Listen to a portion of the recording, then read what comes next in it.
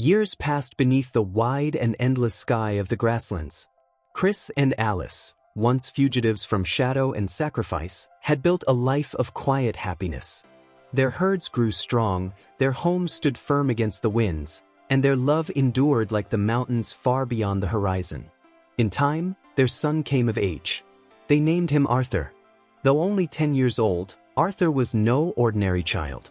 From his father, he had learned the ways of the open land, how to ride swiftly across the plains, how to guide flocks with patience, and how to endure hardship without complaint. From his mother, he had inherited something far more mysterious, the knowledge of magic. She had taught him small spells, whispers to the wind, warmth against the cold, but he had never used them for harm, nor to assert himself over others. Even as a boy, Arthur possessed a quiet strength and a noble heart. One day, beneath a gentle sun and a soft, wandering breeze, the family sat together upon the grass, sharing a simple meal. Laughter drifted lightly through the air. Then, without warning, the world changed. The sky darkened. Clouds gathered as if summoned by an unseen hand. The wind howled. Thunder tore across the heavens, and lightning split the sky into blinding fragments of white. From the heart of the storm, he came. The dark god descended from the sky like a force of wrath itself, his presence bending the wind and shadow around him. His eyes burned with ancient fury as he moved toward the family. Alice rose at once. With desperate urgency, she raised her hands and called upon her magic. The wind answered her, rising into a fierce gale that pushed against the dark god, slowing his advance. "Run!" she cried. "Chris, Arthur, run!" But the power of the dark god was far greater. With a gesture, he commanded the very earth. The grass beneath Alice's feet twisted and grew, rising like serpents. In an instant, towering strands of wild grass bound her in place, tightening around her limbs until she could no longer move. Another motion, another surge of power. A violent whirlwind struck Chris and Arthur, tearing them from their white horse and casting them onto the ground. The dark god reached into the storm above and seized a bolt of lightning from the sky. It burned in his hand like a blade of pure destruction. With a sweeping motion, he hurled it forward. The lightning struck. It pierced Chris through the left shoulder, and in a single terrible moment, his arm was reduced to ash. Chris cried out, but did not fall. Through unbearable pain, he forced himself forward, using his remaining strength to push Arthur away. "Run!" he shouted. "Run, Arthur." He placed himself between his son and the dark god, standing as a final barrier. But the dark god moved without hesitation.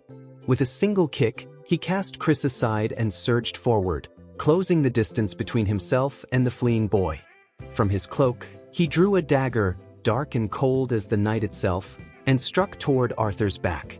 In that final moment, Alice broke free. With a cry born of love and desperation, she tore herself from the grasp of the towering grass and threw herself between the blade and her son. The dagger struck her instead.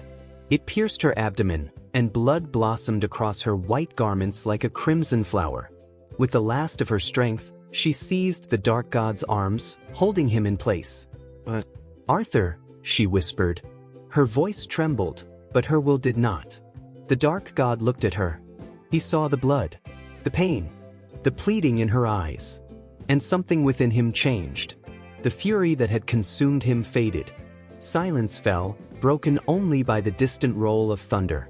Gently, almost unwillingly, he caught Alice as her strength gave way and she fell into unconsciousness. He lifted her into his arms.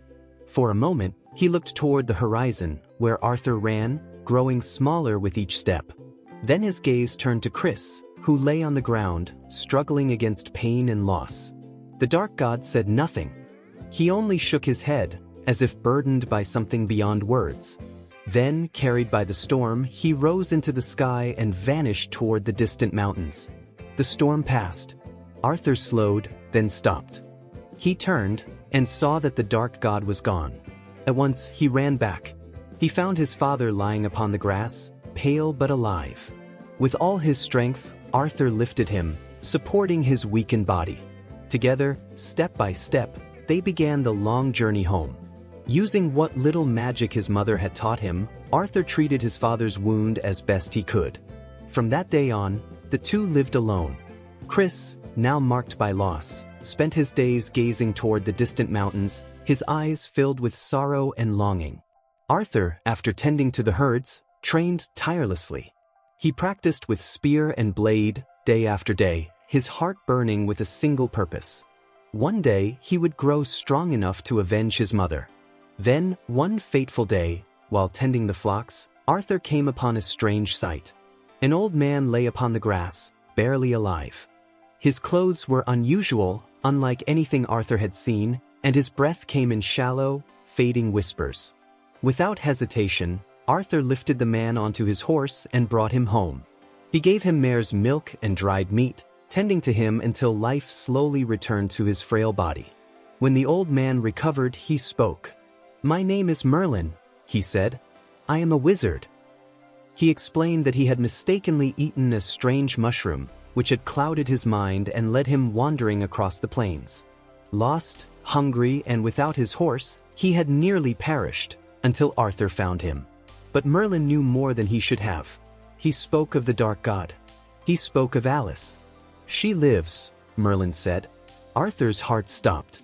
The dark god took her back to his castle in the dark forest. He saved her life, but not out of kindness alone. He wishes her to remain as his daughter. Arthur clenched his fists. "She longs to return to you," Merlin continued. "She weeps each day. She tried to escape, and for that he imprisoned her. In an iron cage," he said quietly, "hidden within a hollow mountain. The entrance is guarded by beasts, and none may pass." Arthur rose at once. "I'm going to save her," he said. But Merlin raised a hand. "You are not ready," the old wizard said firmly. "To face the dark god now is to walk into death." He turned to Chris. "I will take the boy," Merlin said. "I will teach him the arts of magic and the discipline of a warrior. When he is ready, he may challenge fate itself." Chris looked at his son. Pain, pride, and hope all filled his eyes. "Go," he said softly. "Do not worry for me. Grow strong. Bring her back." Arthur's eyes burned with tears, but he did not turn away. He embraced his father one last time. Then, with a heavy heart and unshakable resolve, he mounted his horse and rode away beside Merlin, leaving behind the only home he had ever known. And so began the true journey.